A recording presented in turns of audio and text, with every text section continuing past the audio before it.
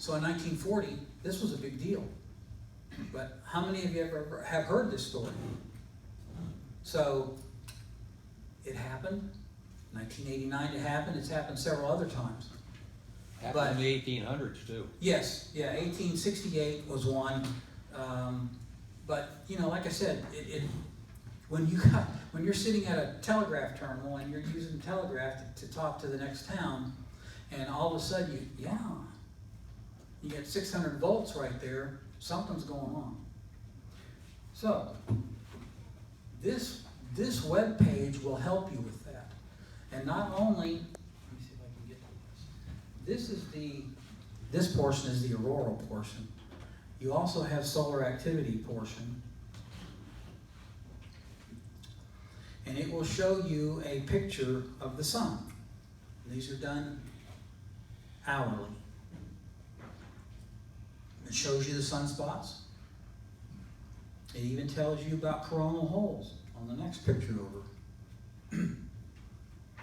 You can, if you have an interest in all this stuff, this is the web page you want to be on, because it will, and here's a good example. Right now that green box says current data suggests there's a slight possibility for aurora to appear at the following high latitude regions. Why? Because there's a possibility of a geomagnetic storm that you mentioned the other night.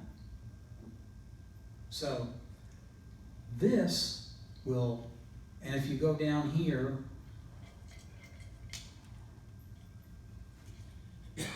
this page goes down and you can see the latest forum messages. The people that report these forum they're smart people. They understand. They're kind of like Tamitha Scove, only most of them probably aren't as smart as her, but they discuss all of this stuff, and they discuss the whys and the hows and all that stuff. So if you're really interested, and they talk about all sorts of things like filaments and the AR 429 is actually a sunspot. Just get rid of the one, and it's 3429. So if you look up here, it'll show you 3429 and where it's at and how big it is. Now the picture in the middle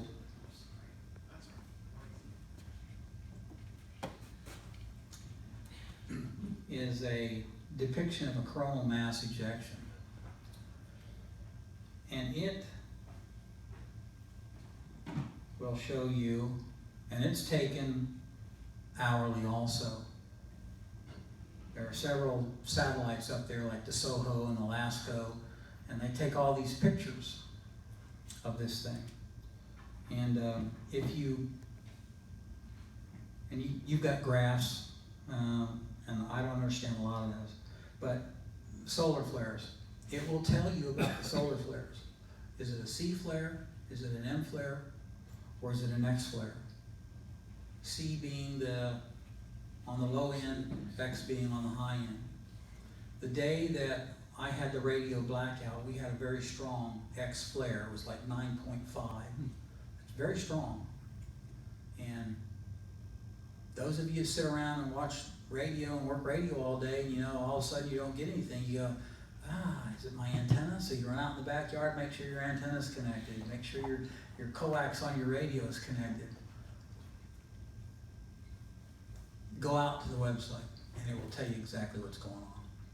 I gave the same presentation to the SCARS guys, and it's now a regular part of a lot of their web pages. So it's very informative. Like I said, it tells you about solar and your aurora and all that stuff. How many of you have worked auroral propagation or think you have? It's very strange. Mm-hmm. Very strange. A lot of flutter, but it works. Meteor scatter, it's a different thing than working aurora, but Dave and I work meteor scatter. Anybody else work meteor scatter? 10 meters, you can do it. Yeah. It's pretty slick. It's weird sound. Yeah. So this is not going to be a long presentation because I just wanted you to know that the spaceweatherlive.com is where you need to be. Go ahead, Lucian. So explain the difference in a solar something versus a geomagnetic storm. I thought they both came from the solar source. They do. What? Just They do. real simple. The radiation from the sun comes down. We're mostly protected on Earth by the ionosphere. But a geomagnetic storm, when that happens, you got the Paul Herman website up here? Yeah, that's all right. MQSL, Simple language.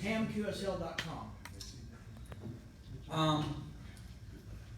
A geomagnetic storm, when it actually is able to get through the ionosphere, and the reason it does is because it reverses the magnetic flux. So instead of being north, which it, north and south, it actually moves south. When that happens, the ionosphere opens up and that geomagnetic stuff gets into the earth. And that's what happens. When it's so strong, like the 1940 or the 1989 geomagnetic storm, when your kilo index starts climbing, like right now it's a 1. Last week we got up to a 4.5. During the radio blackout, it was a 7. No, it was an 8, excuse me. The highest only goes to 9. So when you're at a 9, that's a pretty strong storm. You can pretty much count on HF not working at all, but those of you that do UHF, VHF, you might want to check because it'll enhance that stuff. So the difference being is radiation and geomagnetic waves. Solar radiation does get down to the earth. For instance, you may see on here, if you're watching this, you may see on here, Tabitha Scove mentions it all the time in her stuff. She says, those of you that are doing GPS, rely on GPS, this could be affected. People flying in airplanes, astronauts in the space station, they have the greater risk of solar radiation. Now, it's not great. It's not going to kill you, but the astronauts, that's why when they go up, they have radiation shields that are built into that space station that stop a lot of that. But they tell flyers, especially women that are pregnant, that's why a lot of times, if there's a geomagnetic storm going on and it's pretty good, a lot of times you'll see warnings on this website that says people should not fly or whatever because the solar radiation is so strong that, if you were like on a long flight, I'm not talking about one from here to Dallas or whatever, but on a long flight, overseas, you're talking about being in an airplane for, 13, 14, 15 hours. Could that radiation affect you?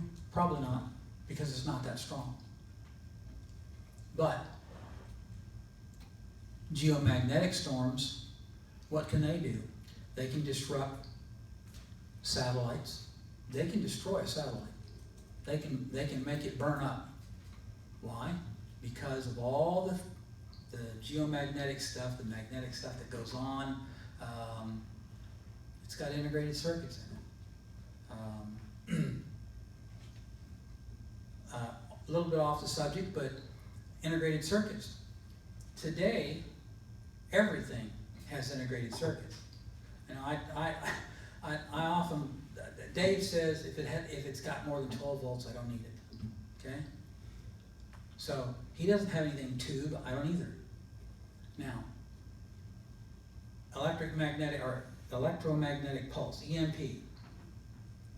That's why if we have an atomic airburst and you're driving in your car all of a sudden stops. Why? Because it destroyed every integrated circuit in your car. Or your radio. We had an amateur, Les Johnson, that was in the Choctaw Club. And he had a lightning strike that was right outside his house. Well, he knew he was gonna have lightning storms that night, so he took his radio and he put it in the center of the room on a desk. And lightning struck his house and it popped every integrated circuit off that Kenwood. Just right off the board, poof. Now, that's lightning. Now, lightning is, it's very strong. Dave can attest to it. You lost a TV. I lost a and lot of DSL modems and had DSL and my air conditioner controller